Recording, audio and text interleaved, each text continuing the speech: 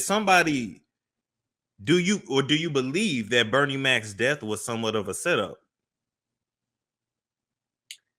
Yeah. Now, I'm not going to put too much emphasis on this because I don't know for sure. I got to find the letter. But there was a letter written to me and said that the night that they went on a comedy show, he was given a glass of lemonade and Steve handed it to him. Then 2 weeks later, he pretty much was sick and died. That shit's in the letter. I don't know the lemonade for me. I don't even know where you was at to get no lemonade. But they said after he drank that lemonade, he really got sick and then he died. What they said from pneumonia, whatever, I'm not sure. I just know they said that Steve Harvey handed that man a glass of lemonade. I don't know whether it's true or false. I'm just saying that was in a letter that I had saying they went to a comedy adventure one night. They stopped at a club or whatever the facility was they stopped at. Everybody wanted to get some drinks and stuff like that. Bernie wanted some lemonade. Steve was adamant about going get the homeboy some drink. He brought him a glass of lemonade and he drank it.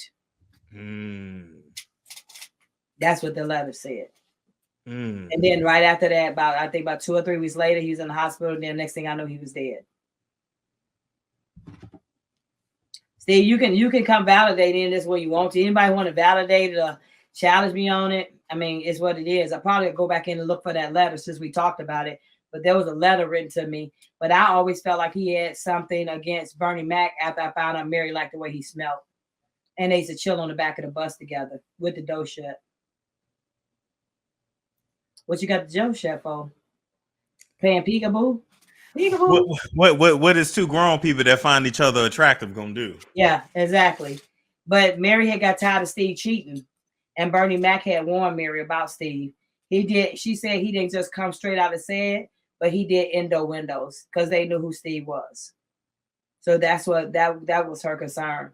And she said the whole time after she got that letter and she found out Steve had got somebody pregnant, Steve was a serial cheater. He's a serial liar. She said he wouldn't tell the truth about nothing. I think I sent you a letter from his mistress where he said if his butt was up in the air and it was a tattoo with his name on it and his social security number on his ass, that he would still say it ain't him. So now you're a real good liar because you got paperwork and you still gonna lie. Damn. And you can't change black and white. But he said himself that he said that if someone said, "Is that you?" and he know it was him, he would still say it wasn't him. So what does that tell you? Why would somebody want to promote? Why would somebody want him on Family Feud? Why would you want him on anything if you know that he will sit up here and lie? Why would you want him on anything if he done destroyed a wife? Like he was married to Mary. He didn't have to take her son. He didn't have to do what he did. And then to add insults to injuries, I know Mary went through a lot. I know the children went through a lot. Storm, I was nobody.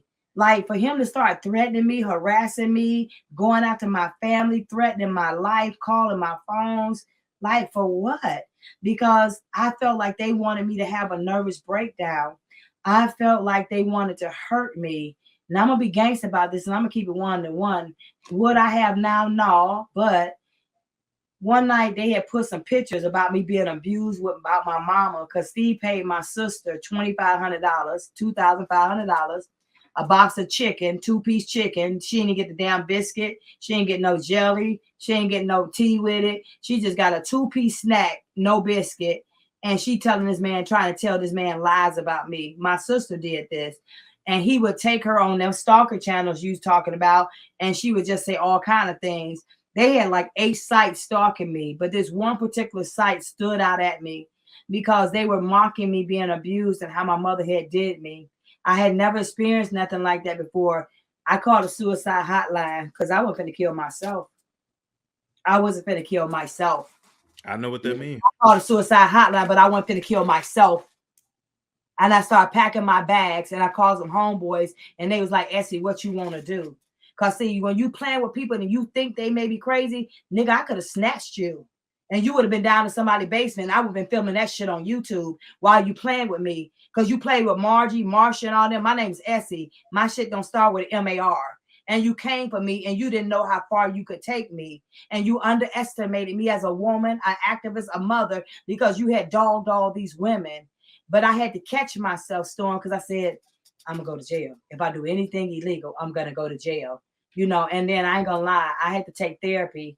And I told my therapist, She said, well, Essie, what you gonna do when you do whatever you gonna do? She said, what if he have a heart attack before you get there? I said, his punk ass probably would.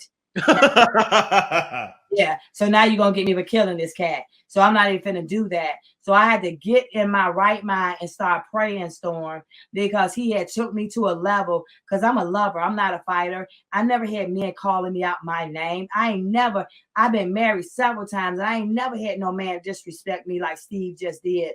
But what I knew is he had told Mary, when I'm done with you, everybody's gonna believe you crazy because I'm Steve Harvey. And he has done that to so many women. He did it to Terry. He did it to Corlonda Harris. Corlonda Harris was a transgender woman, and you ought to seen her in the beginning. She was a beautiful woman. I got pictures of her before and after. It's a storm show. Ay, it's a storm show.